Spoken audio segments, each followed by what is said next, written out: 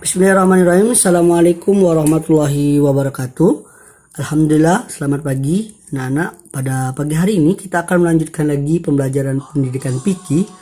Sebelum kita mulai pembelajaran online pada pagi hari ini, mari kita buka dengan mengucap al-basmalah. Bismillahirrahmanirrahim.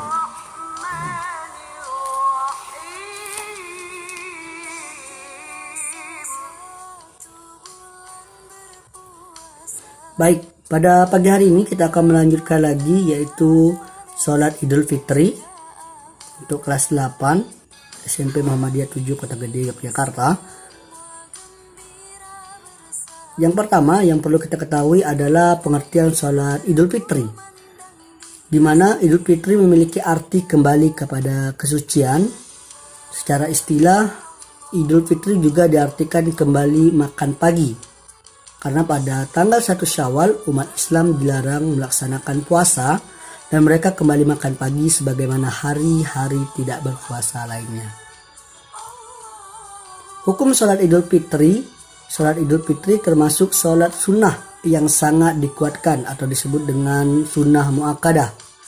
Bahkan sebagian ulama dengan merujuk pada beberapa hadis dan dalil menyatakan bahwa hukum melaksanakan sholat Idul Fitri adalah wajib, di mana kitab As-Shahih dan selainnya diriwayatkan dari Ummu Athayyah radhiyallahu anha. Beliau berkata, kami diperintahkan dalam riwayat lain, Nabi Muhammad SAW memerintahkan kami untuk keluar pada hari Id, baik itu Idul Fitri maupun Idul Adha, baik budak, wanita maupun wanita yang berada dalam pingitan. Dalam arti dalam pingitan ini yaitu wanita yang ingin menikah dikurung terlebih dahulu, serta wanita yang sedang haid untuk mendatangi tempat dilaksanakannya sholat Id oleh kaum muslimin. Hadis riwayat Bukhari dan Muslim nomor 890.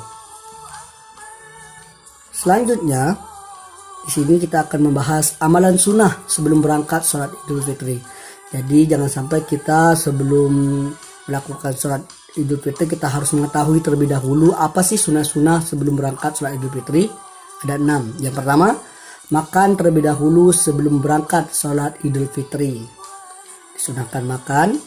Kedua, mengenakan pakaian yang paling bagus dan memakai wangi-wangian. Ya, silakan menggunakan parfum yang wangi, tentunya yang tidak beralkohol. 3, menempuh jalan yang berlainan ketika berangkat dan ketika pulang dari sholat Fitri. Nah, jadi silakan berangkatnya beda, pulangnya pun berbeda. Yang keempat, mengikut sertakan kaum wanita dan anak-anak, diajak untuk kaum wanita dan anak-anak. 5, menyegerakan sholat Idul Adha dan mengakhiri sholat Idul Fitri. Disunahkan mengumandangkan takbir. Yang keenam, disunahkan mengumandangkan takbir menuju tempat sholat. Jadi ketika kita ingin berangkat sholat Idul Fitri, kita disunahkan untuk mengumandangkan takbir ketika menuju tempat sholat. Selanjutnya yaitu waktu pelaksanaan sholat Idul Fitri.